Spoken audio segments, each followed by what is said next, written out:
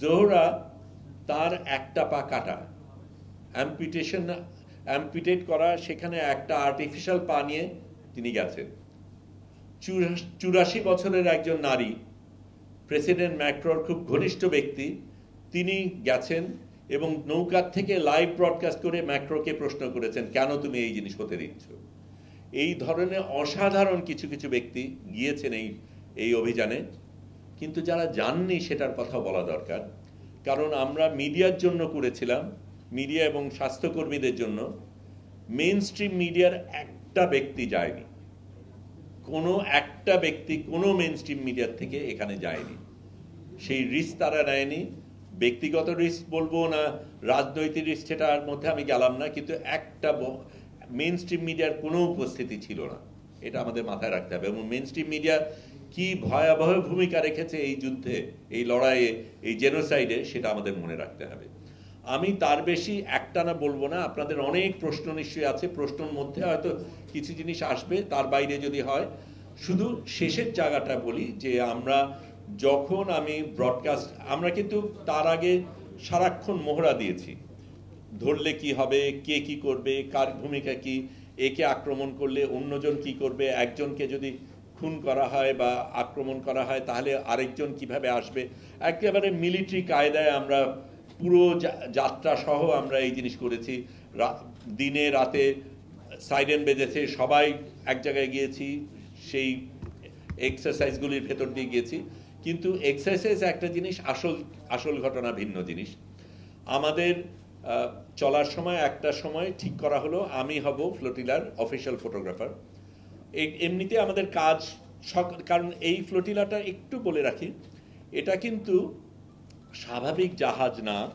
কারণ স্বাভাবিক জাহাজ যাত্রী নেওয়ার জন্য দিনের পর দিন যেই জাহাজ যায় তাকে সেখানে শোবার ব্যবস্থা থাকে, অন্যান্য জিনিস থাকে। এটা একটা 72 সনে নির্মিত পুরনো একটা জাহাজ, যেটা ছোট ছোট যাত্রার জন্য তৈরি, ফেরির মতো এক একটা। বসার জায়গা আছে, শোবার জায়গা শুধু যারা ক্রু তাদের জন্য আছে। হঠাৎ করে প্রায় 100 জন মানুষ এখানে এসছে, আমাদের কারো শোবার জায়গায় নেই, শৌচাগার নেই, পানির ব্যবস্থা নেই। এতগুলি মানুষকে সামাল দেওয়ার মতন এই জাহাজ না, কিন্তু এই জাহাজটা আমরা পেয়েছি। এখানে আপনাদের প্রশ্ন থাকতে পারে, তাহলে আমরা এই জাহাজ নিলাম কেন? প্রথম জিনিসটা হচ্ছে, আপনি ভাবেন কোন ক্যাপ্টেন বা কোন মালিক, জাহাজের মালিক তার জাহাজটা দিয়ে দেবে যদি সে জানে যে এই জাহাজটা গাজাতে যাচ্ছে, ইসরায়েলি আক্রমণ হওয়ার সম্ভাবনা রয়েছে এবং এর আগের গুলিকে সবগুলিকে ধ্বংস করা হয়েছে। তারপরে তার চাইতে বেশি গুরুত্বপূর্ণ ক্রু। আমরা না হয় নিজেদের তাগিদে আমাদের এটা করতে হবে, এই অবরোধ ভাঙতে হবে, আমরা প্রতিজ্ঞাবদ্ধ, আমরা যাচ্ছি, কিন্তু কোন ক্রু যাবে এর সাথে জেনে যে আমার মৃত্যু হতে পারে এই যাত্রায়? সেরকম একটা জাহাজ, সেরকম একটা ক্রু পাওয়া খুব বিরল। এবং অন্যরা যারা পেয়েছে, যারা করেছে, তারা অনেকে করেছে। একটা ছোট্ট জিনিস দিয়ে আমি আপাতত শেষ করব। আমি বাংলাদেশ থেকে গিয়েছি, কিন্তু আরো দুজন বাংলাদেশি অরিজিনের ব্রিটিশ নাগরিক, বাংলাদেশ, তাদের বাবা মারা বাংলাদেশি, তারা গিয়েছিলেন। সুমুদ ফ্লোটিলায় রুহি নামে একজন নারী, উনি গিয়েছিলেন অবজারভার ফ্লোটিলাতে, মূল বহরে যাননি, সাথে ছিলেন। তারা ডেঞ্জার জোন পর্যন্ত যাননি, তার আগে গিয়ে ফিরে গেছেন, কারণ তাদের ফ্লোটিলাতে আরো কয়েকজনের একটু সমস্যা হয়েছিল, যে কোনো কারণে তারা ওই পর্যন্ত যাননি। আমি যেতে গিয়ে আমার সাথে ইয়াসিন নামে একজন ভদ্রলোক, উনি বললেন তোমার জন্য একটা মেসেজ আছে। মেসেজটা শুনে দেখি যে ভাই কেমন আছেন, সিলেটি ভাষায়। সেই ভদ্রলোক বলছেন, লিয়াকত নাম, ডাক নাম লিয়াকত, ভালো নাম মোহাম্মদ আলী। এই ভদ্রলোক ইংল্যান্ডে থাকেন, উনি কোরআন শেখান।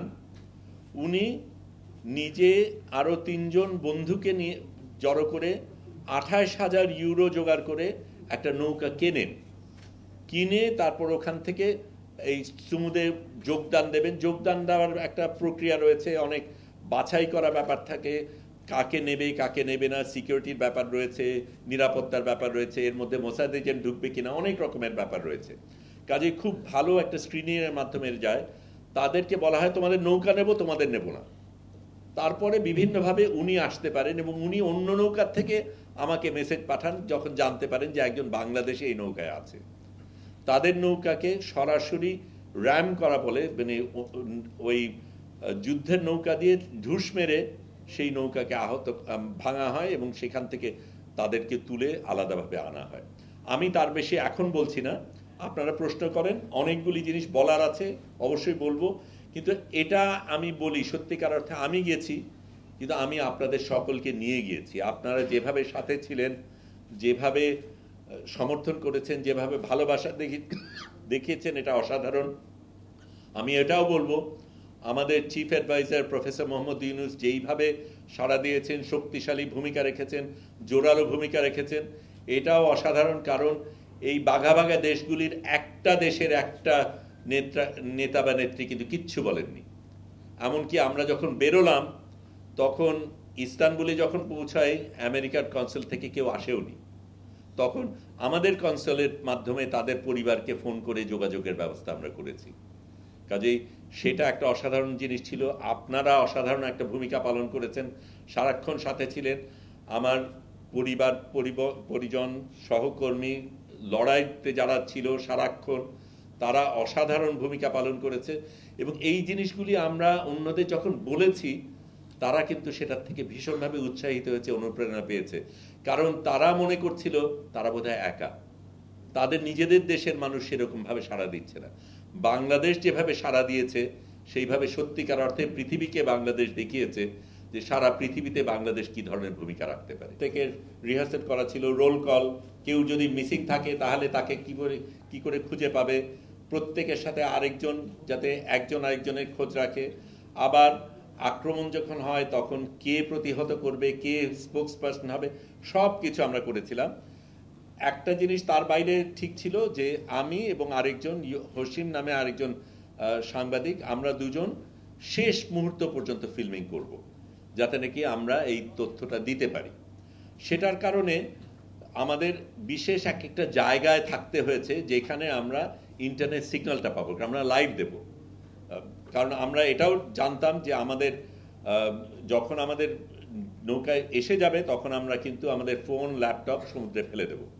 কারণ এর মধ্যে অনেক তথ্য আছে যেগুলি তাদের হাতে গেলে অন্যদের বিপদ হতে পারে।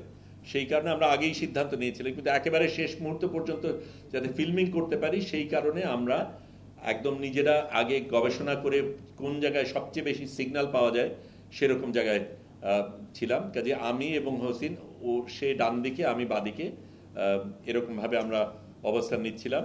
তো আমরা শুয়ে আছি, এটা তার আগের রাতে অনেক রাত পর্যন্ত আমাদের আপলোড করতে হয়েছে, কারণ আমরা জানি যে সেই রাতে হয়তো আক্রমণ হতে পারে।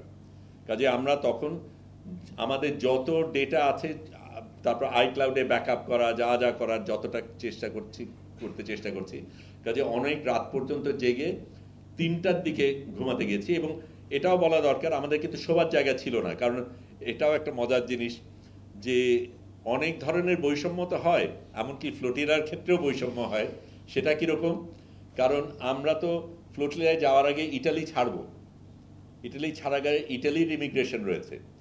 সাংবাদিক হিসাবে আমাকে সবচেয়ে আগে দেওয়া হয়েছিল নাম দেওয়া টাওয়া ইত্যাদি। কাজে আমি একেবারে আগে যে ঠিক জায়গা বেছে নেব ঠিক করা হলো। তারপরে শুনতে পারলাম ইউরোপিয়ানরা আগে যাবে, তারপরে মার্কিনিরা যাবে। আমি বাংলাদেশি হিসেবে সবচাইতে পরে উঠলাম, এবং যতক্ষণে আমি উঠেছি ততক্ষণে শোবার জায়গা নাই, মাটিতেও মেঝেতেও শোবার জায়গা নেই। কাজে আমি যেখান থেকে আমরা ব্রডকাস্ট করি ওইখানে স্লিপিং ব্যাগ বসিয়েই করেছি, তাতে সুবিধা হয়েছে। কারণ যখন বলা হলো যে সিগন্যাল পাচ্ছি, কারণ রেডার দেওয়া আছে, আমরা 24 ঘন্টা কিন্তু আমরা মনিটর করছি। আমার নিজেরও ড্রোন ওয়াচ ছিল, ছাদে গিয়ে আমরা এদিক ওদিক তাকিয়ে দেখি ড্রোন আছে কিনা, কোনো কিছু হচ্ছে কিনা, রেডারের তথ্য পাই, অন্যদের থেকে আমরা সিগন্যাল নিচ্ছি। তখন হঠাৎ করে ওই সাইরেন বাজা শুরু করলো এবং হুয়াইরা তখন বলছে এটা কিন্তু আসল, এটা মহড়া না। তখনই তেমন বুঝে ফেলেছি ঘটনা কি। তখন অন্যান্য কিছু না দিয়ে আমি শুধু আমার ল্যাপটপ এবং মোবাইল এই দুটো হাতে নিয়েছি, কারণ এই দুটোকে ফেলে দিতে হবে এবং আমার শেষ মুহূর্ত পর্যন্ত ফিল্মিং করতে হবে। আমি গিয়ে তারপর ততক্ষণ বসছে, ততক্ষণে অন্যান্য জিনিস চলছে, রোল কল চলছে ইত্যাদি। তার মধ্যে আমি ফেসবুক লাইভ করতে চেষ্টা করছি, অনেক ঝামেলা হচ্ছে, কোনোভাবেই সংযোগ হচ্ছে না। তারপরে খানিকটা একটা অংশ পেলাম, কেটে গেল। তারপরে একটা ছোট্ট অংশ পেলাম, তখন ওই নৌকাগুলি দূরে অন্ধকারের মধ্যে দেখানো যাচ্ছে। তারপরে সেটাও থেমে গেল। আমি বুঝলাম যে ওপরে তখন হেলিকপ্টারের বাতাসের কারণে এটার জন্য আমরা প্রস্তুত ছিলাম না। আমরা কজন আসতে পারে, কিভাবে আসতে পারে, আমাদের জাহাজটা অনেক বড় বলে তল থেকে না এসে হেলিকপ্টার থেকে আসার সম্ভাবনা বেশি, সেটাও আমরা জানতাম। কিন্তু হেলিকপ্টার আসলে এরকমভাবে বাতাস, পানি, সব কিছুর একটা ঝড় তৈরি হবে, সেটা আমাদের হয়তো হিসাবে ভুল ছিল। তার মধ্যেই কাজ করতে হয়েছে। এবং যখন দেখি যে একেবারে বন্দুক নিয়ে নৌকায়, জাহাজে নেমে গেছে উপরের ডেকে, তখনই আমি আমার মোবাইল ফোন এবং ল্যাপটপটা আরেকজনকে দিয়েছিলাম, কারণ আমার দুটো করতে গিয়ে ভুল হয়ে যেতে পারে। আরেকজনকে ইনস্ট্রাকশন দিয়েছিলাম, আমার মোবাইল ফোন পড়ার সাথে সাথে তুমি ল্যাপটপটা ফেলে দেবে। মাত্র 1 সপ্তাহ আগে মোবাইল ফোনটা কেনা, কাজে একটু আফসোস হয়েছিল। যাই হোক, সেটা ভিন্ন কথা। কিন্তু ওই পরিস্থিতিটা হলো। তারপরে এরা যখন নামলো, আমি গুনেছি 39 পর্যন্ত, কিন্তু আমার অনুমান 50 জন খানিক ছিল। আমি একেবারে এক এক করে যত গুনতে পেরেছি গুনেছি। 50 জন খানিক ছিল, কিছু নারীও ছিল। পুরুষরা পুরো কমব্যাট গিয়ারে, মেশিন গান, এক একজনের এক এক রকম machine gun, sniper bullet, laser bullet আলাদা ছিল। এবং সেই সময় আমরা দেখি যে আমার উপরে এবং হসিমের উপরে ওই লেজার পড়ছে। কাজেই ঠিক মোবাইল ফোন ফেলে দেওয়ার আগের ঘটনা বলছি, লেজার ফোন কিন্তু আমাদের একদম কপালের উপর টার্গেট করা। তাড়াতাড়ি ফেলে দিলাম। তারপরে এটা ভয় দেখানোর জন্য করে কিনা সেটা জানি না, কিন্তু পড়েছে। তো যাই হোক, ওই জায়গায় ওটা করার পরে পরে আমরা দেখলাম যে যারা মানে পুরুষ যারা ছিল, প্রত্যেকের কাছে বিভিন্ন ধরনের মেশিন গান, এক একজনের কাছে সাইলেন্সার আলা, আবার স্নাইপার আলা, প্রত্যেকটার উপরে সাইট আছে। তারপরে বেশ কয়েকজনের মাথার উপরে গোপ্রো, নাইট ভিশন, বাইনোকুলার এবং বিভিন্ন ধরনের প্যাডিং। তারপরে এখানে ওই গ্রেনেডের মতন এক ধরনের জিনিস। আবার একজনের ক্ষেত্রে দেখলাম যে গোলাপি রঙের টিউব, তার মধ্যে কি আছে আমরা জানি না, এই ধরনের অনেক কিছু আছে। নারীরা যারা ছিল তাদের হাতেও বন্দুক ছিল, তারা কমব্যাট গিয়ারে ছিল না, তারা সিভিলিয়ান ক্লোথে ছিল, কিন্তু বন্দুক তাদের হাতে, প্রত্যেকের হাতেই বন্দুক ছিল। এইভাবে তারা নেমে সারা জিনিসটা দখল করে, আমাদের ভয় তো দেখাই, তারপরে কিভাবে কি করতে হবে সেগুলি বলে, তারপরে আমাদের এক এক করে ভেতরে নিয়ে যায়, নিয়ে আলাদা আলাদাভাবে, আমাদের বড় জাহাজ, কাজে অনেকগুলি জায়গার মধ্যে আমাদের আলাদা আলাদা ভাগ করে তারপরে পাহারা দেয়। আমাদের তো তখন আর যোগাযোগ নেই, এবং তারা কোনোভাবে আমাদের কি করতে হবে, আমাদের কোনো কথা বলার কোনো সুযোগ নেই, কোনো কিছু নেই, কিন্তু একেবারে বন্দুক নিয়ে ওইভাবে দাঁড়িয়ে আছে। আমরা আমাদের কিভাবে বসতে হবে, কি কি করতে হবে সেগুলি বলল।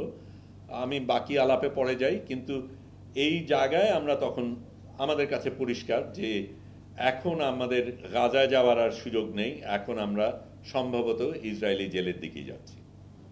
ওই সময় ঠিক কতদূর ছিলাম সেটা আমরা জানি না, কারণ আমরা রাতে চলছি, এবং আমাদের যখন ধরেছে সেই সময়কার রিডিং, সেটা আমরা তো সারাক্ষণ আপডেট দিচ্ছিলাম যে এত দূরে আছি, এই করছি এই করছি। আমরা 210 নটিক্যাল মাইল থেকে রওনা দিয়েছি, তখনকার রিডিং সম্বন্ধে বলতে পারি। এই জায়গাটা কত দূরে আমরা নিশ্চিত বলতে পারি না, কিন্তু সম্ভবত আলেকজান্ড্রার কিছুটা পেরিয়ে। আমি এই হিসাবে বলছি যে আমাদের ওখান থেকে আমাদের 5:30টার দিকে বোধহয়, 6টার একটু আগে 5:30টার দিকে আমাদের বোধহয় ধরা হয়। তারপর তো আমরা টানা চলি, এবং আমাদের জমিনে পৌঁছতে রাত 8:30 খানিক লাগে। কাজেই 12 ঘন্টা খানিক আমাদের যাত্রা করতে হয়েছে। কাজেই 12 ঘন্টা চলার পথ যদি হিসাব করি তাহলে ওই 180 বা কিছু হবে। তবে আমি অনুমান করে বলছি। এটাও প্রাসঙ্গিক বলা যে আমাদের কিন্তু সবচাইতে দূরে ধরেছে, আমাদের ক্ষেত্রে ওরা সবচাইতে বেশি আতঙ্কিত ছিল। অন্যান্যদের অনেক বেশি কাছে যেতে দিয়েছে, আমাদের কিন্তু অত কাছে যাওয়ার অনেক আগেই এবং বিশাল একটা অভিযান নিয়ে ধরা হয়েছে। টর্চারের কথা যদি বলি, সেটা অনেক রকমের টর্চার। প্রধান টর্চার আমি বলবো মেন্টাল টর্চার, কারণ যেইভাবে, যেমন কথার কথা, আঘাত ততটা হয়তো পায়নি, কিন্তু আমার পাশে দুজন তুরস্কের ক্রু যারা ছিল একজন ওরা ইংরেজি বলে না, একজন আরেকজনের সাথে ইংরেজিতে কথা বলছে, তখন মেশিন গান নিয়ে মেশিনের ব্যারেল দিয়ে গুতা মারে এবং বিকট একটা আওয়াজ করে ওই জিনিসটা করে। তো ওই ধরনের জিনিসগুলি হচ্ছে। তারপরে যেটা করা হয়েছিল, আমি অল্প কিছু অংশ বলি, যে আমরা যখন জাহাজ থেকে নামি তখন আমাদের প্রত্যেককে 3 জন একেবারে উপুর করে হাত অনেক পেছনে নিয়ে মাথা নামিয়ে নিয়ে যায়। আমাদের কারো কারো ক্ষেত্রে ওই প্লাস্টিকের ইডিউলি যা হয় না, যে হাত জিপলকের মতন একটা জিনিস থাকে যেটা দিয়ে হাত বাঁধে, ওই জিনিসগুলি করা হয়। তারপরে আমার পাশে ইয়াসিন নামে একজন ইয়াসিন না আলী নামে একজন ভদ্রলোক ছিল, টুনিসিয়ান। তার ফিলিস্তিনি শার্ট পরা ছিল, তাকে শার্ট খুলতে বলা হয়, উনি রাজি হননি, বলে না আমি এটা খুলবো না। তখন তার উপর চড়া হয়, তাকে সাহায্য করতে আদনান বলে একজন যায়, তার উপরও চড়া হয়। এবং তারপরে আমাদের মানে হাঁটু গেড়ে বসানো যেভাবে হয়, ওইটা আমার জন্য অন্তত বেশ কষ্টকর ছিল। আমার এমনিতেই একটু সমস্যা হয়, কিন্তু প্রায় 2 ঘন্টা আমরা উবু হয়ে মাথা নিচু করে ওইভাবে ছিলাম। এটা আমি নিশ্চিত না, একজন আমাকে বলেছে, আমার দেখা নেই, তবে হতেও পারে, গন্ধ দিয়ে হতে পারে, বলা হয়েছিল যে যেই জায়গাটায় ঘাটে, যেই জায়গায় টার্মাকের উপর আমাদের বসানো হয়, সেইখানে কি তারা গিয়ে পেশাব করেছিল, তারপরে আমাদের বসানো, ইসরায়েলিরা পেশাব করেছিল। তারপরে আমার জন্য যেটা সবচেয়ে খারাপ লেগেছে সেটা হচ্ছে, আমার তো পাসপোর্ট ছিল, তা পাসপোর্ট নিয়ে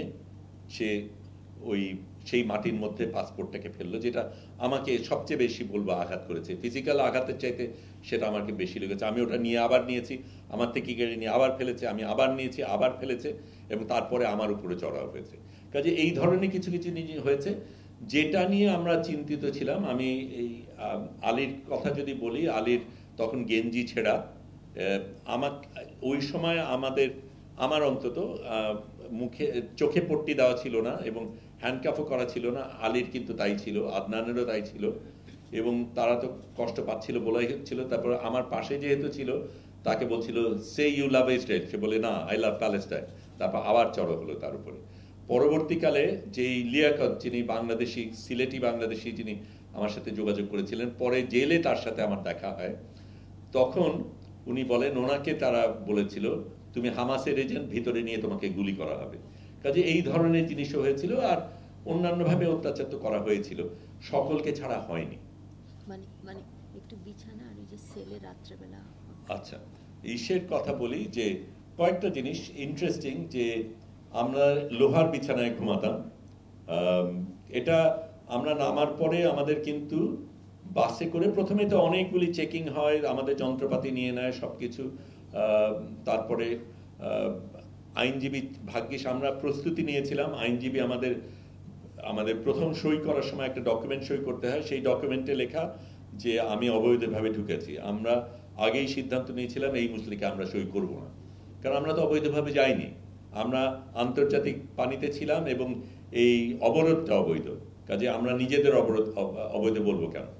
সেটা অবশ্য আমরা আইনজীবীদের সাথে আলাপ করে নিয়েছিলাম। আরেকটা ফর্ম ছিল, সেটাও কিছুটা ওই রকমের, এই দুটোর কোনোটাই আমরা সই করবো না বললাম। তৃতীয় একটা ফর্ম, যেটা আইনজীবী আমাকে অবশ্য বলেছিল আইনজীবীকে পাওয়া যাচ্ছে না, আমি বলছি আমি আইনজীবী ছাড়া বসবো না। তারপর আইনজীবী আসলো, আমরা আগেই প্রস্তুত নিয়েছিলাম, আমরা ওই যে বললাম রাত জেগে সবার ছবি সবকিছু পাঠিয়ে দিয়েছিলাম, কাজে আইনজীবীরা সেভাবে এসেছিল। এবং আইনজীবী আমাকে বলেছিল এইটা তুমি সই করতে পারো, আমরা রেকমেন্ড করি, সেটা হচ্ছে 72 ঘন্টার মধ্যে আমাকে যেন ডিপোর্ট করা হয়, যাতে আমাকে জেলে না রাখা হয়, সেইটা আমি সই করি। তো সেই জায়গাটা হওয়ার পরে আমাদের অনেকগুলি ধাপের পরে আমাদের একটা বাসে উঠানো হয়। সেই বাসে এরকম আমরা একদম ঠাসাঠাসি 4 জন পাশে বসলে যেরকম হয়, ওইটার আমি মেপেছিলাম, যদিও পট্টি দেওয়া ছিল, আমি ফাঁকতালে আমার এটাকেও একটু ম্যানেজ করে, পট্টিকেও ম্যানেজ করে আমি দেখতে পেরেছি যে কারা ছিল তা তো আর বোঝা যায়নি, কিন্তু 4 জন আছে, আকারটা ধরতে পেরেছি। এটা ছিল আনুমানিক 2 ফুট বাই 5 ফুট একটা কক্ষ, তার মধ্যে আমরা 4 জন বসে লোহার ইসের মধ্যে, প্রচন্ড ঠান্ডা, এটা ফ্রিজারের মতন কোনো একটা কিছু। আমরা তো পাতলা গেঞ্জি পরা, কারণ আমাদের কাপড় সাপড় নিয়ে অন্য গেঞ্জি পরিয়েছে, তাদের দেওয়া গেঞ্জি পরিয়েছে, সেটাই পরা। কাজেই মানে এবং 2 ঘন্টার মতন আমরা যাত্রা করি। পরে আমরা জানতে পারি যে ওদের সবচাইতে টপ সিকিউরিটি জেল, একদম মরুভূমির মাঝখানে একটা জেল আছে, সেইটাতে আমাদের রাখা হয়েছিল। তারপরে আমরা অবশ্য আগে সিদ্ধান্ত নিয়েছিলাম আমরা হাঙ্গার স্ট্রাইক করব, আমরা খাইনি, কিন্তু সকলের শরীর তো একই রকমের না, কারো কারো প্রয়োজন ছিল। এই 2.5 দিন আমরা ওখানে ছিলাম, জেলে ছিলাম, সেই সময় 1 প্লেট খাবার দেওয়া হয়েছে, যারা খেয়েছে তাদের, আমরা খাইনি। মানে বিছানা আর সেলে যে রাত্রিবেলা। আচ্ছা, বিছানার ক্ষেত্রে বিছানাটা লোহার ছিল এবং ওই বিছানায় একটু কাত হলেই বিকট একটা আওয়াজ হয়। লোহাগুলি এমনভাবে করা, একটা স্প্রিং ধরনের একটা কিছু বোধহয়, যে পাট পাট পাট বন্দুকের গুলির আওয়াজের মতন হয়। কাজে আমাদের সেলে 8 জনের জায়গা ছিল, আমরা ছিলাম 7 জন, এবং যেই যখন শুচ্ছে একটু ঘুরলেই পাড়াক করে ওঠে। সারা রাত কিন্তু এই জিনিসটা হয়েছে। আমাদের বাথরুমের অবস্থা আর বললাম না, ওটা বাদ দিলাম। কিন্তু একটা মজার জিনিস, অন্যান্য জিনিস বলি, কিন্তু আমাদের উল্টা যেটা করেছি সেটার কথা বলবো। আমি ছিলাম, এই লিয়াকত শাহ ছিলেন 1 নম্বর কক্ষে, আমি ছিলাম 12 নম্বর সেলে। 7 নম্বর সেলে যারা ছিল তারা একটা মজার কাজ শুরু করলো। ওর মধ্যে তারা, আপনারা ওই যে কি জানি গানটা, না লেবা প্যালেস্টিনা, ওই যে বিদ্রোহী গানটা বেলা চাও তো, গানটা তো আপনারা জানেনি। তারা বেলা চাও সুরে গান গাওয়া শুরু করলো। We want working toilets, we want working toilets, we want it now. এই পুরো জিনিসটা করে গান শুরু করে দিল। খানিকক্ষণ পরে আমাদের 20টা সেলের প্রত্যেকে আমরা গান শুরু করে দিলাম। এই উই ওয়ান্ট, তাদের টয়লেট ছিল না, খারাপ ছিল বা কিছু, এবং নালিশ করা হচ্ছে, কিচ্ছু করছে না। এই বেলা চায়ের গানে সুরে তারা এই গানটা রচনা করে গাওয়া শুরু করে দিল। তার একটা স্ট্র্যাটেজিক কারণও ছিল। ওই সময় অনেকগুলি দেশের যারা কনসাল জেনারেল তারা এসছিল দেখা করার জন্য, এবং তাদের সাথে তো আমাদের যোগাযোগ করার কোনো উপায় নাই। এইটা সবাই মিলে যখন আমরা গান করা, যদিও তারা বন্দুক নিয়ে এসে শাসানোটা আমরা পাত্তা দেইনি, আমরা গান গেয়ে গেছি, এবং এই গান কিন্তু ওদের কাছে পৌঁছেছে, বোঝা গেল। কারণ তারপরে তাদের ওই সেল থেকে আরেক সেলে সরানো হয়েছে। বাথরুম ঠিক করা হয়নি, কিন্তু সেল বদলানো হয়েছে। আরেকটা কি জানি ছিল বললি, ও আচ্ছা, অন্য যেটা, এটা আমি মনে করি আমরা তাদের যতটা ভয় পাই তাদের চেয়ে তারা আমাদের বেশি ভয় পায়। কারণ আমরা কি করতে পারি সেটা নিয়ে তাদের একটা আতঙ্ক ছিল, এবং আমাদের ভয় দেখানোর পদ্ধতিটা ছিল থেকে থেকে রাত্রেবেলায় হঠাৎ রায়েট গিয়ার নিয়ে, মেশিন গান নিয়ে, সব কিছু নিয়ে হুড়মুড় করে সেলের মধ্যে ঢুকে গেল, মাঝখানে ঢুকে গেল, ধাম ধাম করে বাড়ি দিল। আমরা ওর মধ্যে ঘুমাতে চেষ্টা করছি, ঘরের মধ্যে এসে চিৎকার টিৎকার হয়ে দাঁড়াও, এই করো ওই করো, এই ধরনের জিনিস করছে। একদম একটা আতঙ্ক তৈরি করার মতন পরিস্থিতি। যেই প্লেনে এসছি তাতে আমরা প্রায় প্রত্যেকে ছিলাম। যারা আসেনি আমরা জানতে পেরেছি তারা প্রধানত ইসরায়েলি, তাদের, এবং তারা ডুয়াল সিটিজেনশিপ তাদের আছে, ইসরায়েলি এবং মার্কিনি সিটিজেনশিপ আছে।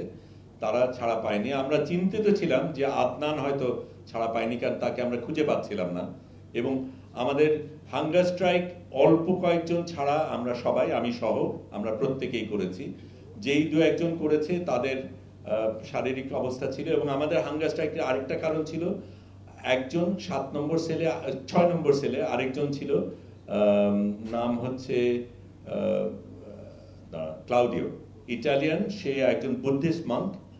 তার এই যাত্রায় শুরু করার আগে তার একটা স্টেন্ট বসানো হয়েছিল, সেটার ওষুধ দরকার ছিল, সেই ওষুধ রাখা ছিল সামনে, কিন্তু তাকে দেওয়া হচ্ছিল না, এবং তাকে সেই ওষুধ দেওয়ার জন্য আমরা প্রতিবাদটা করেছিলাম।